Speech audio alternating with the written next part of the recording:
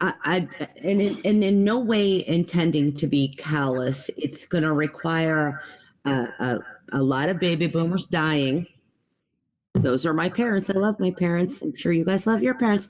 Um, but it's because they were largely untouched by the crisis in 2008, the financial crisis. They weren't hammered. My parents had long been retired. Their pension didn't suffer. Their finances didn't suffer. They owned their house. It was sort of Gen X and their kids. Or, I mean, I know there are some millennials who have boomers as parents, but that's just because Gen X is so teeny. So it's going to require some of them to wake up, and it's going to require some of them to be no longer voting, honestly. Yeah, it's the boomers that really don't understand millennials at all and why they're voting a certain way or why they're supporting particular policies, is because we were coming up of age during the financial crisis, bitch. Yes. I made $5 an hour. Right. Out of college. Or minimum wage, $7 an hour out of college. Right. And boomers have never lived that experience. Their experience was they made on average, they made more money in the 70s than we make right now. And they did that without an education for the most part. And they got benefits and pensions. And so when somebody's like, oh, yeah, my pension, what the fuck is a pension? I'm not even a millennial. I'm Gen X. What the fuck is a, I mean, I know what a pension is, but really, what the fuck is a pension? I've never seen one. I don't know what that is. In order to survive in my generation, to be able to actually eat, feed my children, I had to be self-employed. There was no gainful employment working for someone else. There was only, I need to be in charge of what I earn and never give a dime of that to some dickhead who's never worked, who never lifted a finger. That bothered my parents. That was a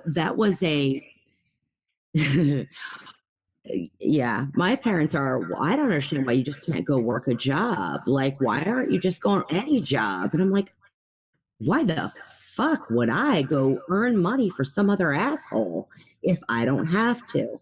Well, that's what you do. Yep. No, it isn't. When minimum wage is $7 an hour, and when it costs me this much to live, and see, those are not experiences they understand. You have $100,000 in student loan debt. Right. Welcome to our world. You told us all we needed to go to college if we wanted to have a good job. And then there weren't any. There were no jobs. There were the fucking 500 million gig jobs Obama's administration created. Great, thanks. Because what I really wanted to fucking do was spend $80,000 on college and then go drive Uber and make less than fucking minimum wage with no benefits and no pension and no retirement. And those aren't things that boomers understand. Plenty of them get really pissed off when we lump them in. Fuck you. I don't care if you're mad. I need you to understand. And some of them do. It took me a few years to get my parents to no longer be frightened of the word socialism. They're educated people. These are smart people. They're just a little bit 50s living, I guess. I mean, and we're seeing an uptick in that again.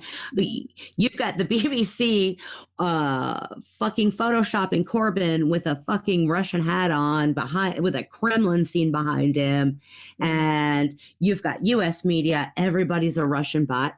You guys were there. You witnessed me being a Russian bot last night, apparently because of a shitty fucking website. I am a bot, even though I'm obviously not a bot, and we've all been accused of it. So how do we look at that? Do we decide that is a mass government or global conspiracy?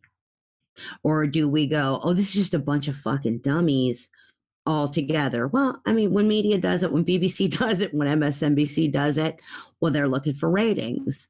And they're also looking to maintain the status quo, too. They're looking to protect their corporate interests and their money. And corporate interests best profit under a non-socialistic system, particularly capitalism. Yeah, don't want to piss on that.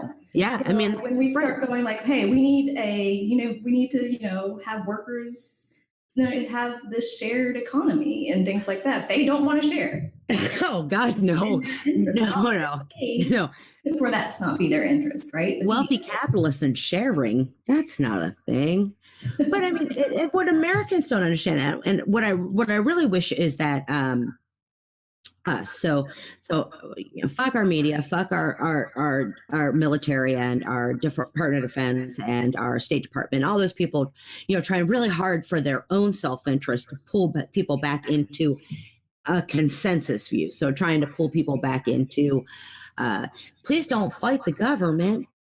Don't be mad. I'm sorry. Don't let me, squash BLM and squash No DAPL and squash Antifa and any anti-corporate protest.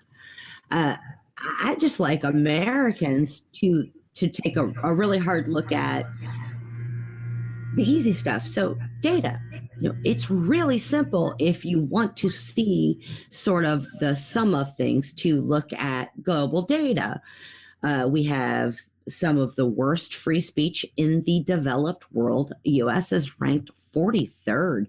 We think we're like this, and that's how bad it is. Like, we think we're a beacon of fucking freedom of speech. We're like 23rd in overall freedom, and our press is 43rd. And the hilarious part about that is, if you go to look who's 1, 2, 3, 4, it's the same fucking countries who are 1, 2, 3, 4 in education, in healthcare, it's happiness, in employment and education. So I just want America to just go, okay, well, wait. We suck at all of this shit. Why do we suck at all of this shit? And why don't we know these things? I think that's what I'd like. The healthcare debate has really kind of helped open a lot of people's eyes to that, at least on a singular issue. Yes. They're like, oh, wait, where? Right. On healthcare. Right. We're paying more than everybody, and what? Have the worst health outcomes of the entire developed world. Yes. And so, I think happiness is a hard thing. Yeah, I think happiness is a hard thing to measure. Issues together in a collective, because it really is. It's everything. It is. But you have to really start on one issue, and at least that's what I found. And that's something we can all agree on. Is like, well, should I die because I can't? Right. You know me. I wasn't born wealthy. To die? Yes. Wait a minute. Why do I have to die because I wasn't born wealthy? What the fuck is that? But I mean, you're right. I look at the healthcare issue first and foremost because, Jesus, we're like one of only 49 countries who, out of 100, there are 193 countries. We're one of 49 who do not have guaranteed healthcare and free. And those other countries, you don't want to, that's not the group you want to be in. No. The poorest of the poor countries. And even some countries that America thinks in our we're fucking exceptionalist way, like, these are garbage countries to them. And no, you know what? Hey. Also known as shitholes, if you're. Oh, yes, the shithole countries who don't incarcerate more people than every other country, and who don't have 40,000 people die every year for lack of healthcare, who don't spend all their time fucking bombing the shit out of little brown children in other areas in the world. Yeah, I mean, I imagine it's tiring to keep up that view of America.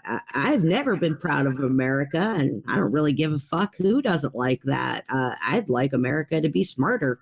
I'd like us to be better taken care of. I'd like us to not spend our money blowing anyone up. I'd like us to not spend our money manipulating public opinion. There's a lot of shit I'd like. But the healthcare thing does it's an easy thing to look at that makes people think twice about what they think they know and what they think is good and right. I think the wage issue is another one. I don't know it, and there's so many different ways to argue it, unfortunately, but I don't know how many people are aware of how very little wages have moved or how much things cost. My parents pay a great deal less to live than I do, and they have a great deal more money than I do. Uh, Now that's all true for them because they live here in Florida and they pay less for cable. They live in a gated community, of course, and they pay less for everything as a part of living where they live. So they don't have any idea. You have to actually scream it in their face. I have to like scream it in their face. Like, hey guys, I have children and I make this, and this is what it costs me to live outside of my gated community where things are in packages and much cheaper, and I don't have Medicare. I have no health care and pay cash for all of my children's health care. That's shit that they can immediately understand. Yep. And immediately understand that that's not fair. Like, that's actually not correct. And you have to put that in. It's really easy for dipshits like Charlie Kirk, who's 23, 24 years old, to bag on the left and their desire for healthcare and for people to be taken care of, because it doesn't matter to him. And it doesn't matter to a lot of 23-year-olds. It probably matters to some. It doesn't matter. At 23, I had 2 kids. 23-year-olds are much smarter now than I was. They don't have kids if they can help it. They don't have any kids. They're waiting. But imagine that. I mean, imagine we're now in a country where an entire generation can't afford to get married. They can't afford to have children. They can't afford to live. They can't afford to rent. They can't afford to own a car. And I'm not sure how many, even in my generation, while I'm taking a giant shit on boomers, I'm not sure how many in Gen X know that this is a thing, that this is a problem. Not enough, not nearly enough. There are plenty in my generation who are doing just fine. They're doing well. They have no idea what millennials are experiencing or what Gen Z is about to come up against. They just don't have a clue.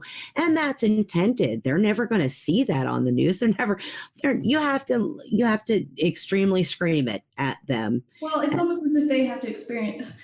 They do to some extent. They either have to experience it or they have to know someone. About who Americans are. Yeah. Because when you go and you look at European nations or even our neighbor to the north, you can see that they at least get something. They kind of understand the other person's experiences. Whereas in the United States, we're just like, oh, you're poor? Well, that's your fault. Not mine. You did that. So do you think that this is kind of an issue in American society as a whole, that we kind of lack general empathy towards each other, we do. Or general understanding of each other's experiences? Absolutely. We lack empathy. We lack time for empathy. Let's not, I don't want to belittle the fact that people are extremely fucking stressed and have little time to consider others. And you've got 2 working parents in most homes. You've got very little money in most homes. That's a lot of stress.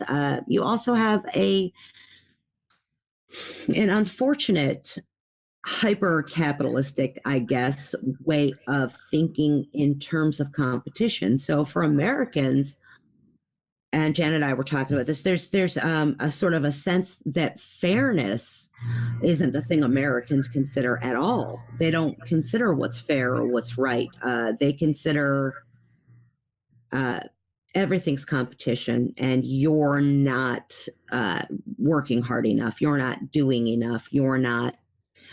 Jesus Christ! I talked to a guy the other day who I tend to, I don't know, talk to strangers, or strangers tend to talk to me, who got into an entire conversation about how his 20-year-old son was a giant fucking loser because he couldn't find work. And I just thought, really? I mean, this is, you don't really realize there's no work, right?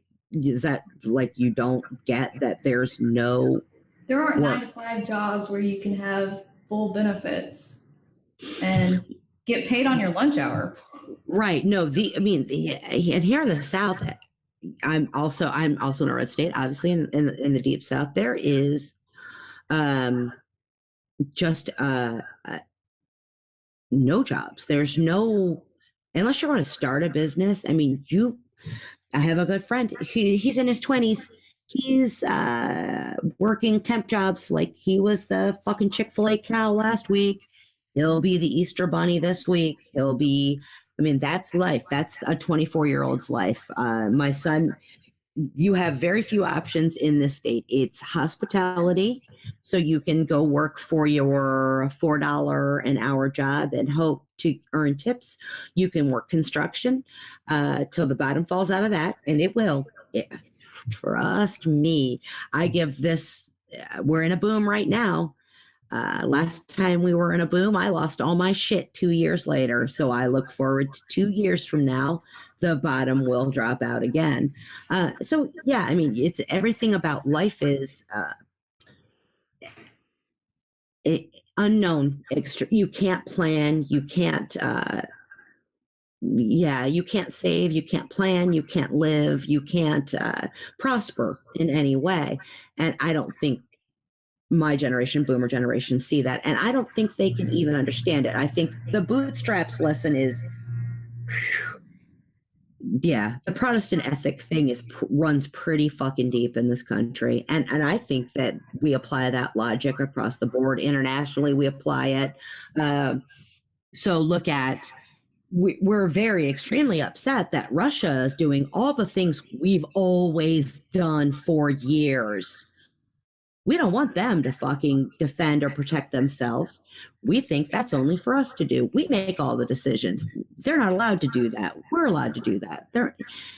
So we're a very sort of grotesquely competitive exceptionalist. I mean, even if Russia did do anything, it doesn't make it right that they did anything just because we did it to them, right? It's not even about whataboutism, at least not on this issue. I mean, I know people tend to really hate that.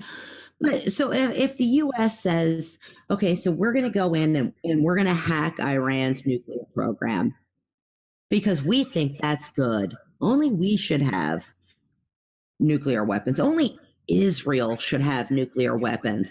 It's essentially the U.S. saying, we're in control of your country's destiny. You're not allowed to be in control of your country's destiny. Well, fuck that. I mean, obviously, if I live in Iran, I'm not okay with that. I don't want to be at the whim and mercy of Israel or the U.S. Are you fucking joking me? So we look at what Russia does and we go, oh God, this is so terrible and subversive, and how fucking dare they? We do it and they do it. This is not new. It's not that it's tit for tat in a lot of this. It's, I need to keep the U.S. out of my country's business. I need to not be at the U.S.'s mercy. And you honestly, I mean, how the fuck can you blame any country for not wanting to be in our mercy? That's a huge price to pay. China doesn't want to be in our mercy. Russia doesn't want to be at our mercy. Iran doesn't want to be at our mercy. No, nobody really does. Any country would want to be in this situation. No. Right. I mean, we obviously Israel and us and the UK. We determined those were our alliances long ago. Saudi Arabia, the UK, and look at Saudi Arabia. Look at the pass Americans give KSA, regardless of their human rights abuses, regardless of what they do, regardless of the genocide they're committing in Yemen. You Americans couldn't give a fuck less. Why? Because they don't even know. They don't even know. They're only hearing that, Putin shot somebody and the Iranians are evil because they're trying to get nuclear weapons. And same with North Koreans. Who can blame them? I don't understand. The lesson that Iraq learned about the whole nuclear weapons. You give up nuclear weapons and then you get invaded. Yeah, and speaking of Iraq, like, how is that a deal? Yes. Well, and that's the thing. These are a bunch of countries who, Syria, Iran, and Russia. That's the alliance in the region. The fact that we're shitting on Syria and Russia in an attempt to get to Iran is absolutely no mystery. I mean, we're trying to break that. They're buoyed off of one another, and we're trying our damnedest to destroy that alliance. Why? Same reason we always do. It's capitalism. It's money, profit. None of that helps the American people, and that's sort of what pisses me off the most, is that Americans are so easily manipulated to accept what our government tells them in regard to any kind of military intervention anywhere. And none of that has ever benefited any of us in any way, even if you can't get to the part where you understand that it's just fucking wrong to kill people. Can you at least get to the part where you've allowed yourself to be convinced by your government that spending $800 billion fucking dollars bombing people so that American oligarchs and the oligarchs in the other countries we're aligned with get wealthier? Like, at what point can you, as a normal thinking human being, go, oh, that's totally fine as long as we're really making Dick Cheney richer? Like, can we please just make Dick Cheney have a shitload more money, because what that fucker really needs is 6 more heart transplants? Hey, come on. And they do this to us all the time. It's like they have it under the guise of nationalism. If you support the increase in military spending, then that means you're anti-American. Okay, then we're anti-American, and that's what's really scaring them, is that somebody got a foothold on our level of give a shit. Somebody got a little bit of a foothold on the American left and made them get extremely vocal. And the U.S. government's been putting down the left in one way or another for 85 years. They've been murdering it out, or bombing it out, or incarcerating it out, or whatever it took. It's not as easy to do anymore. They're still doing it. Oh, yeah. They're media manipulating the left into a place of, these are your evil, commie, radicalized bastards. But it's getting harder. It is getting harder, and that message isn't really resonating with the younger generation at all. No, I mean, it makes you guys laugh because it's fucking hilarious. Like, really. Like, what's wrong with socialism? Right. Thank God for you guys, because I mean, sincerely, it would be impossible it's probably somewhat impossible for you to convince the majority of my generation, even if they're doing poorly, that socialism is awesome. Yeah. You're probably not going to convince any boomers. Well, at least not the vast majority of them, that socialism is awesome. But millennials and Gen Z are coming out of this like, you guys are bad shit. Like, what are you talking about? There's absolutely nothing wrong with this. Is the social contract that the American government has ignored to the benefit of a very select handful of Bezoses. Fuck that guy. While you can't afford healthcare, he can't afford healthcare. We're all going to die poor and penniless as the government rapes our bones for the last bit of our money. It's how I don't even really understand. Like, if I'm the guy who's I'm somewhere right below upper middle class, how's that okay with you? How's it okay that your government will strip you of your wealth to pay for your medical care and then strip your family of its entire inheritance when you're dead? Like, because I think that goes with the whole individualist, well, fuck that competition thing that we were talking about. It's my stuff. I work for it. Fuck everybody else. Fuck you guys. I'm not even going to think about the poor or anybody that actually has problems in this country because it doesn't affect me. Oh, it's going to. It's going to affect them if they ever become ill.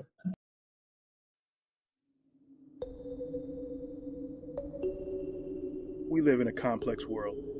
Sometimes it seems that things won't get better.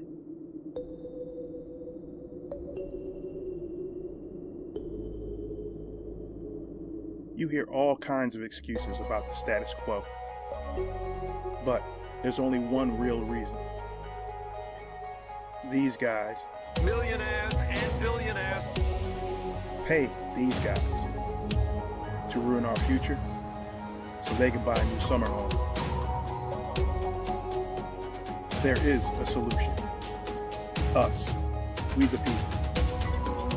We have to stay informed, stay active, demand good policy, and vote in every election.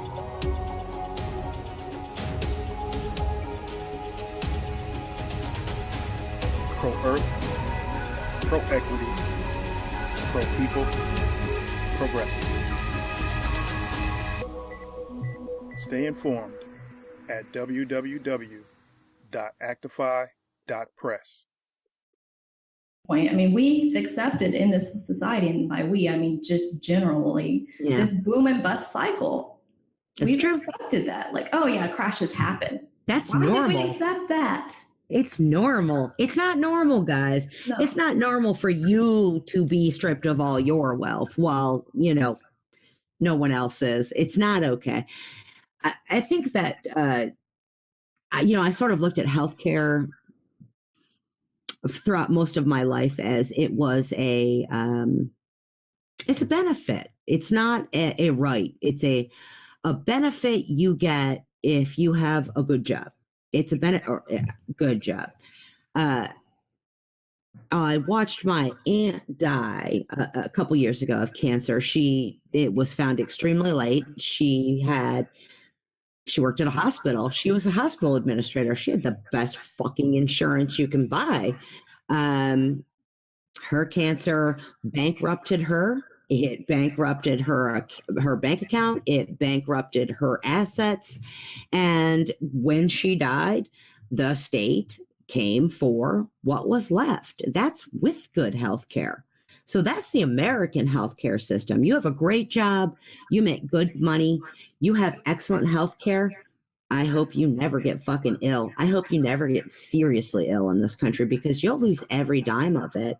And when you die, the state will come for the rest and they'll take it out of your whatever inheritance you hoped you were leaving to your loved ones. They're not getting shit. And that's how our government works. In tandem with our health insurance companies, it will strip you of your wealth. I hope you never get seriously ill. Even if you think you're doing well, I hope you never get seriously ill. It never occurred to me that that was the way the system worked. I assumed silly, naive people like me, without healthcare, did without healthcare, did without care, and people with healthcare got taken care of, and they fucking do not. And that's the wake-up call for a whole bunch of people who are living in that land of, well, ACA is better than, all right, wait till you need to use it. Wait till something goes wrong with you. Wait till then. And then let me know how that, fucking $1 million hospital bill went. Did your health insurance cover it? Did Obamacare get that for you? No, it didn't. It's not going to. It's barely going to cover the shit you need on an annual basis anyway, while you pay out your ass for it. This is a whole country full of people pushing problems down the line, kicking the can down the road, as our government has done, and we have all done for decades and decades. Like, this is not a problem for today. We'll deal with this problem later. But while we've done that, we've allowed the cost of healthcare to reach a place where literally, unless you're a millionaire, you cannot afford actual care. That's the most inhumane shit I've ever heard of. And it really did take somebody I loved who had money and insurance to die for me to learn how it actually worked. Hopefully, a whole bunch more Americans will not have to go through that to learn how it actually fucking works. I get extremely bent out of shape when I see assholes on the left on social media saying, well, ACA is better than. No, fuck you. It's actually not better than. Before it, in a whole lot of states, you know, you could, a person like me could have had actual Medicaid. I can't get Medicaid. I make too much for Medicaid and I make too little for ACA. So I think there's a whole lot of caveats and experiences that people don't understand that we're not hearing about. I don't really feel like educating everybody on it. I just feel like it's much easier for us, as since messaging wins, messaging, who owns the message, who's leading the message wins. The winning way to get what we need is just to say, fuck you, it's a human right, and everybody else has it. So come around to the way we see it. I'm going to end with this question for you. And obviously end it by discussing this. But what do you think about progressive... 2 months later. Sorry, just kidding. What do you think about progressive leftists utilizing propaganda to their advantage? Now, I don't know what that would look like. Well, you know what I mean? But I've entertained this thought a few times myself. Like, everybody's using it. The GOP is the grand masters at it. We need to take a note. Because if we really think that our policies, well, this is my impression, and then you can tell me what you think. But if we really believe that what we advocate for will help people in the long run, we need to propagandize that shit. That's just my idea. What's your take? I think that means that you have, and I have also entertained it, have the same thoughts that our government has when they propagandize us, that what they think is best for us is what they want. And same everywhere, same with corporations, same with media.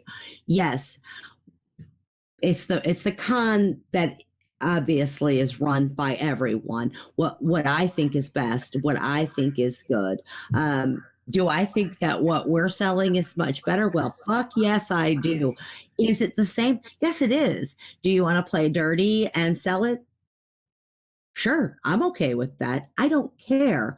I think that at some level you have to use, and here we'll go back to, we'll take it international. Iran, Russia, North Korea, all of these people are using skills our government honed against the U.S. government. The U.S. developed this shit to use against others, and all they're doing is playing that back. Can the left use that against corporate America and the U.S. government, who are essentially one and the same at this point?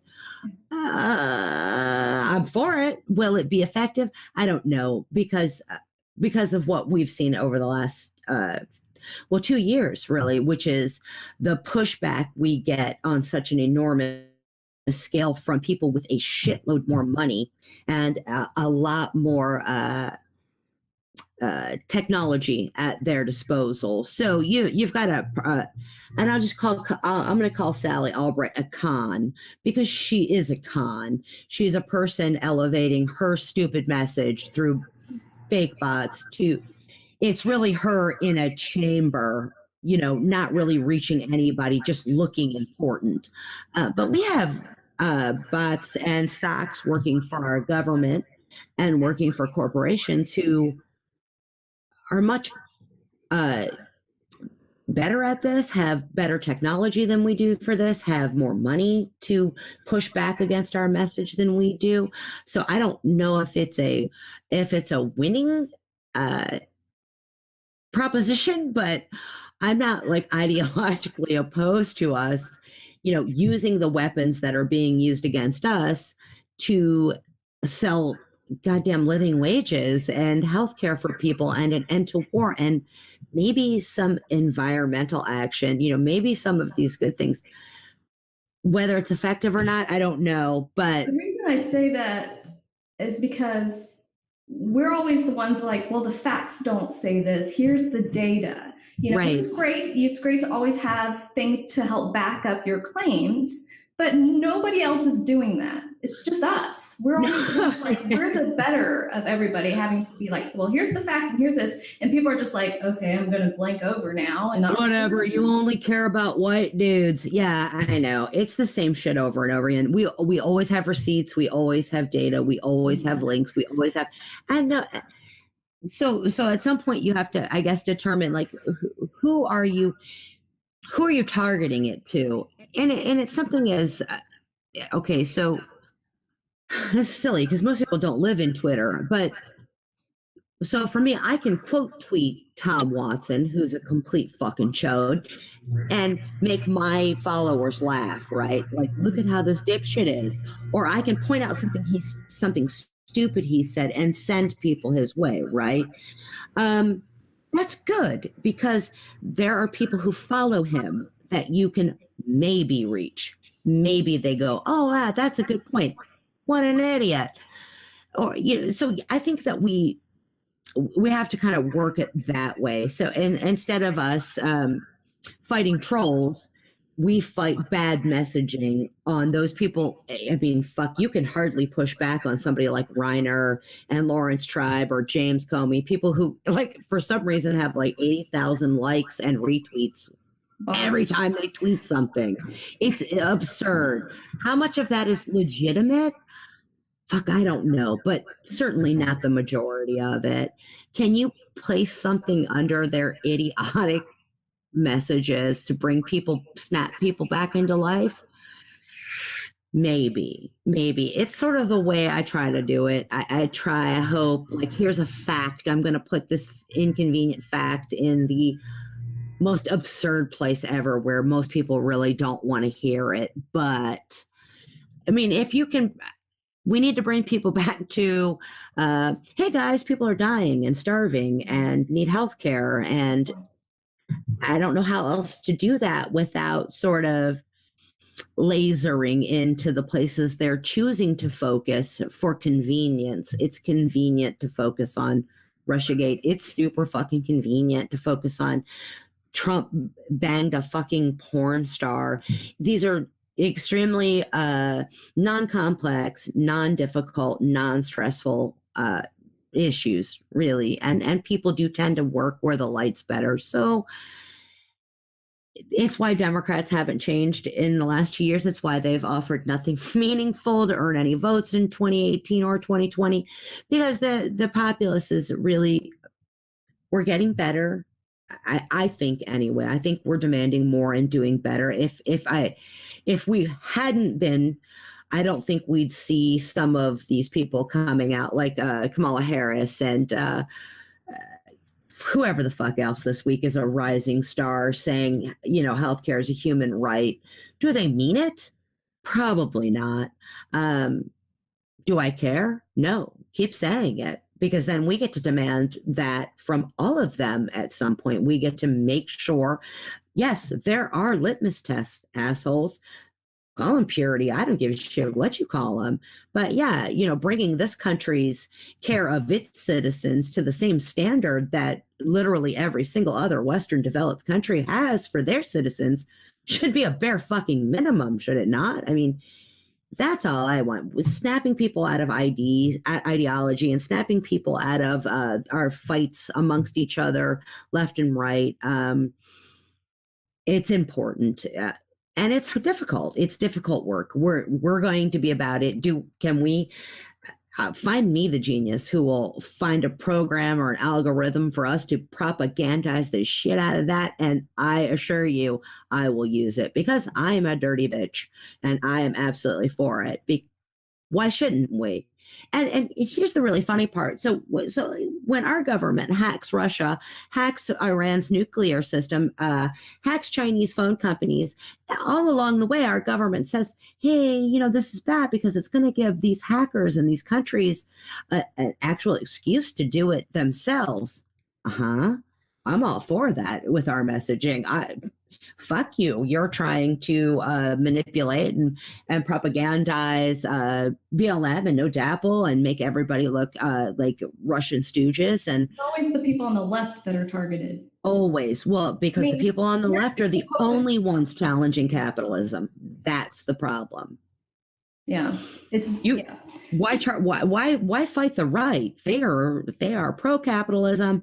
They claim they're anti-war bullshit. They're not. They're just anti-refugee. So yeah, we're challenging. We're challenging neoliberalism, and we're challenging capitalism, and the U.S. government has spent decades putting down non-capitalist countries. They sure as shit aren't going to put up with it from American citizens.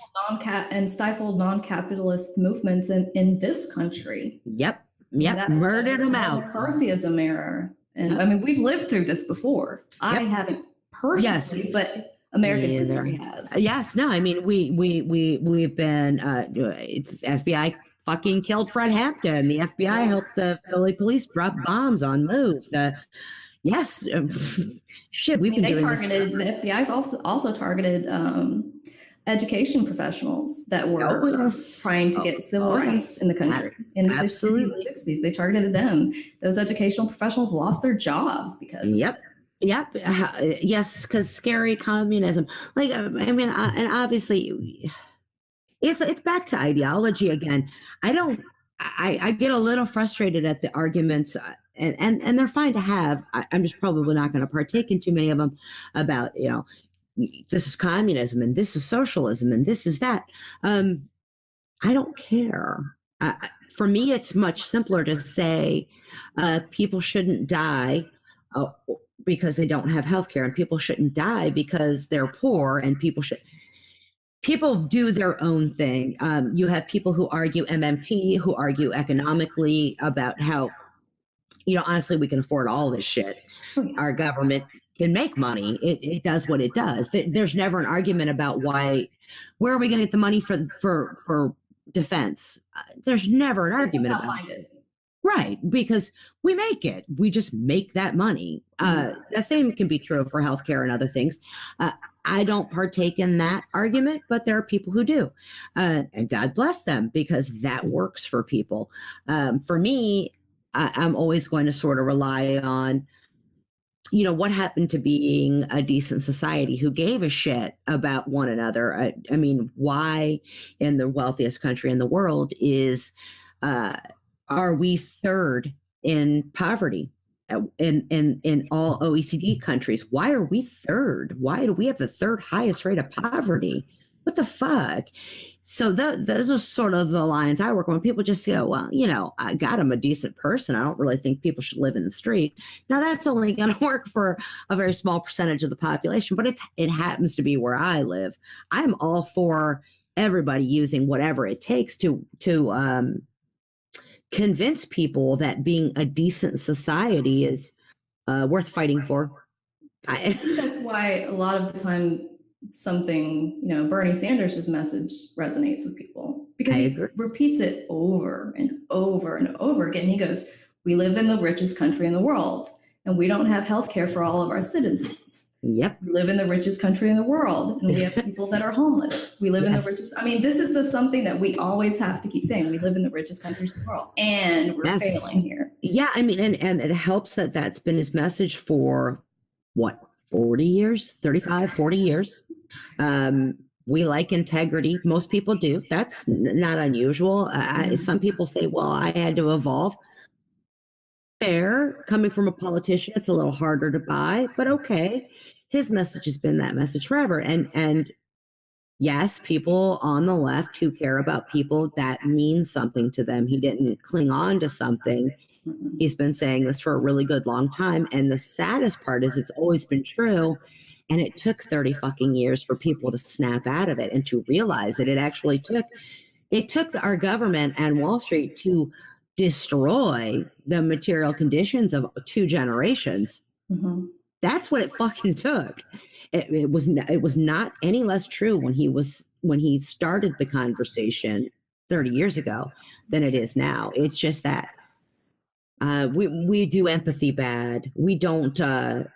It's not that Americans are terrible human beings. It's just that we live in a sort of society that doesn't allow us to kind of sit and contemplate such things. We live in a society that really rewards lack of empathy. It does. It does. It rewards competition. You've got your CEOs. I mean, there's statistics on this that the majority of them probably have psychopathy, because you have to be willing to basically hurt other people to get where you are and not feel bad about it. That's right. You'll hear it's sort of the running argument that and it's an easy argument for me that nobody has ever actually pushed me to prove that there are no good billionaires.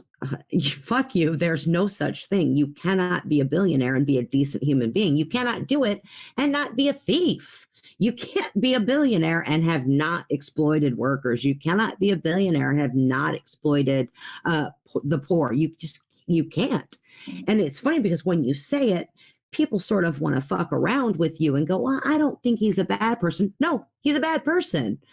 But they don't ever want to go, well, prove it, because it's an easy thing to accept. You cannot possibly work and earn $1 billion.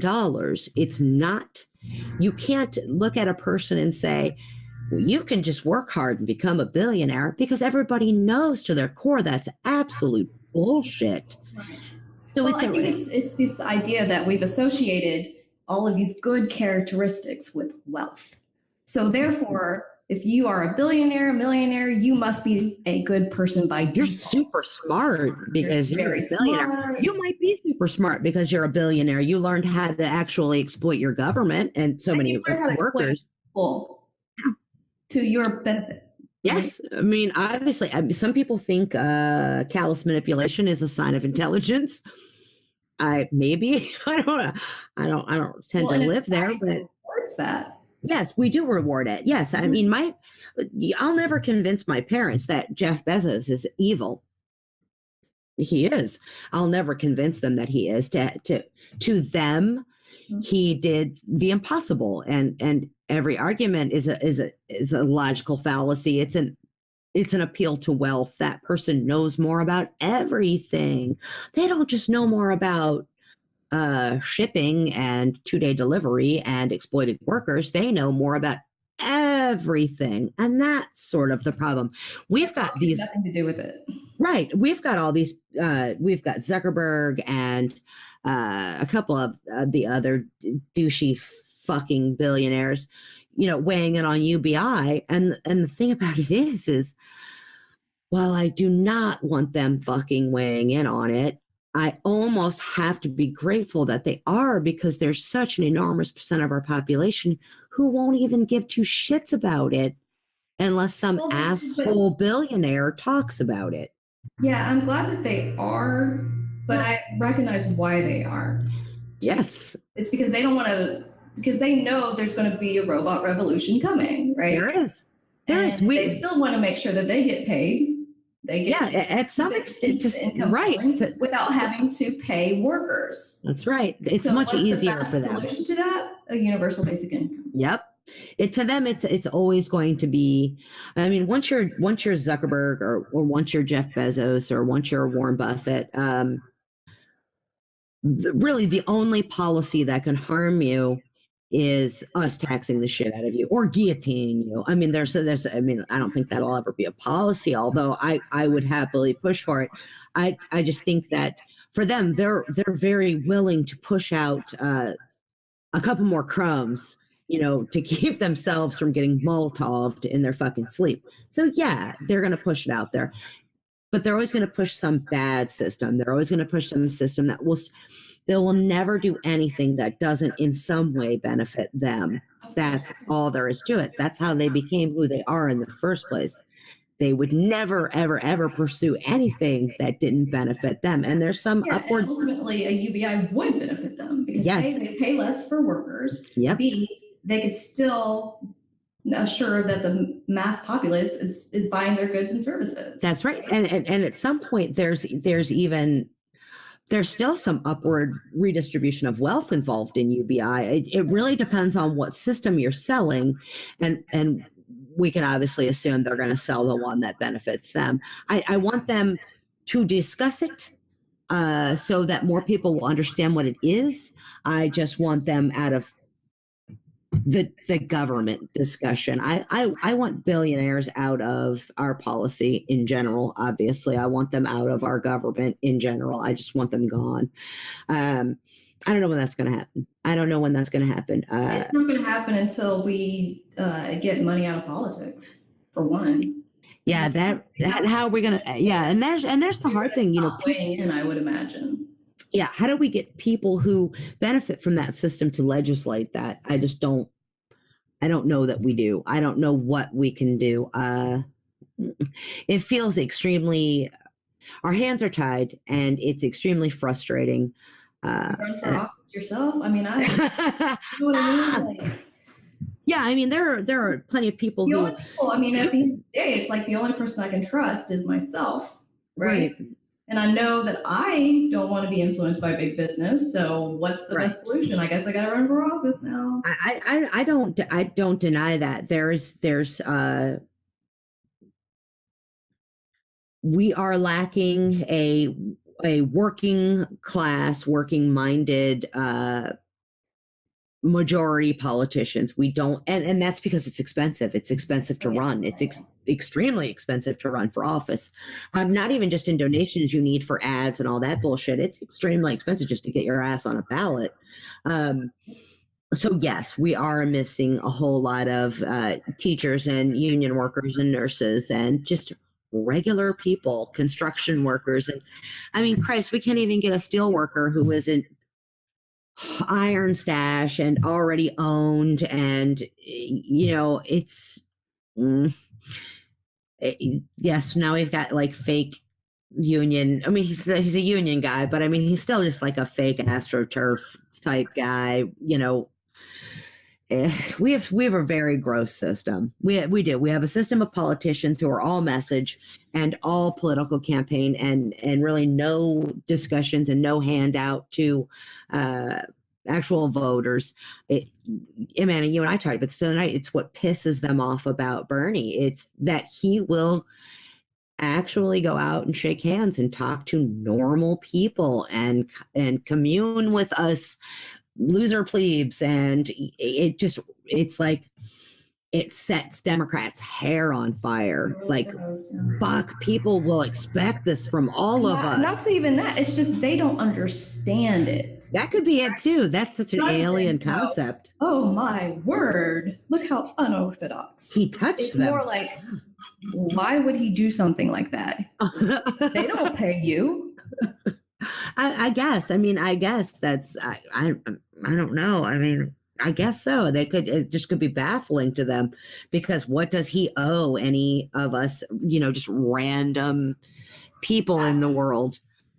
Yeah. That's just what I always thought. I mean, I'm old. So, I mean, to me, that's what a politician was, at least on the left. I thought. I could have been mistaken. It's what my conception of what a Democrat was before Clintonism, before Third Way, before DLC. That was before they sold their fucking soul. It was what I thought Democrats were. They were that, I welcome in, talk to me, reaching out to the public, party of the people. They were all Bernie Sanders and Nina Turner. That's what I thought Democrats, they all were, until I grew up and learned that none of them are anything like that. But yeah, I hope, I'd love to see Nina Turner run. So I won't lie. Even more than maybe even I'd like to see Bernie run. There, I said it. I'd love to see Nina Turner run for president. I just would. I think she's extremely inspirational at a time when people actually need that. We just finished speaking with Beth Lynch. She's a writer for both Actify and Progressive Army. She also has a book, Terminal Malfunction, The Fall of MSNBC from Iraq to Syria. So please check her out. And Beth, again, thank you for being here and talking with us today. Thank you for having me.